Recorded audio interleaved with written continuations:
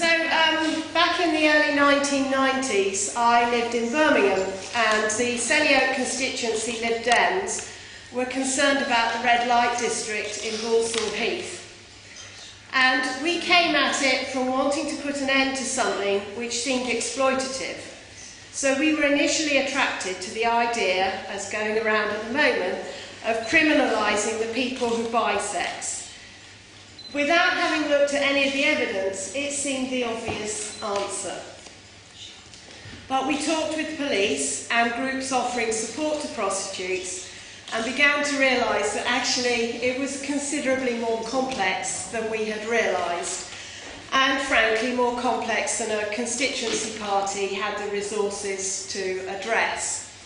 So we went to our party conference with a motion asking them to set up a policy working group to look at the evidence and come up with a sensible evidence-based policy for the party.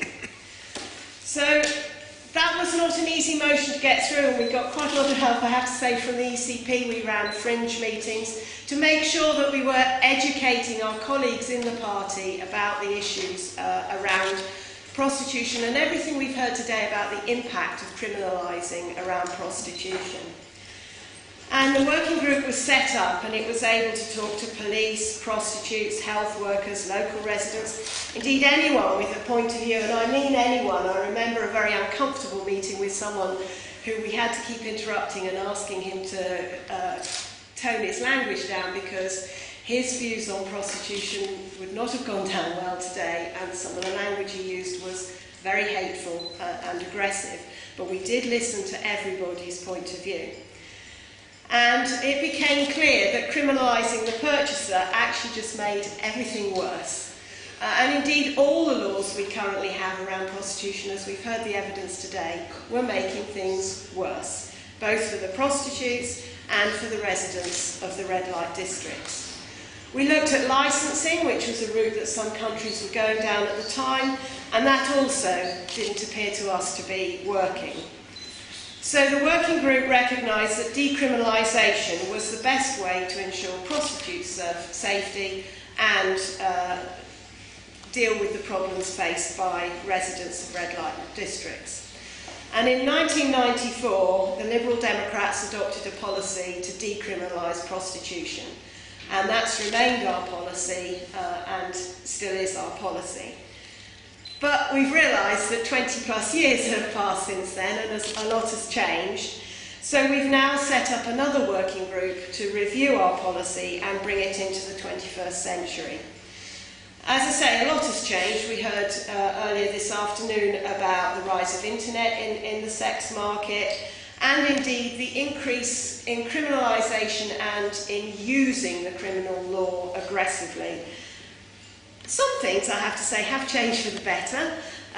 When we last had the working group, there was the shameful Section 28 of the Local Government Act, which made it extremely difficult for us to understand anything about gay sex workers, because any organisation working with them that received any government funding really couldn't talk about the work it did with them because it was potentially going to bring them against the law. It had quite a lot of resonance with what our colleagues from Sweden were saying, I have to say. You know, something is wrong, and therefore you can't do anything related to it, and so you can't understand it.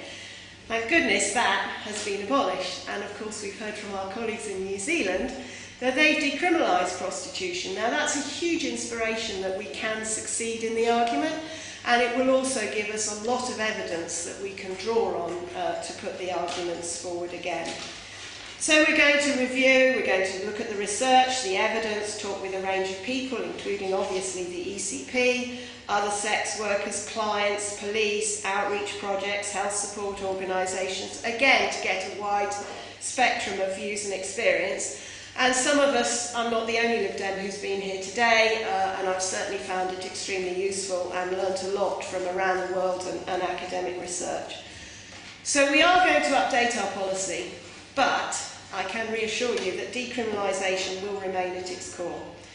And that's because we believe, like everyone has said today, that it will lead to better working conditions and sexual health practices among workers, and also, and in fact, possibly even more importantly, it will help foster a positive culture where what we're talking about is, was there informed and enthusiastic consent? So laws against rape and other sexual violence, they should be strongly enforced, absolutely strongly enforced. But the state has no role whatsoever in consensual sexual activity between adults. Yeah.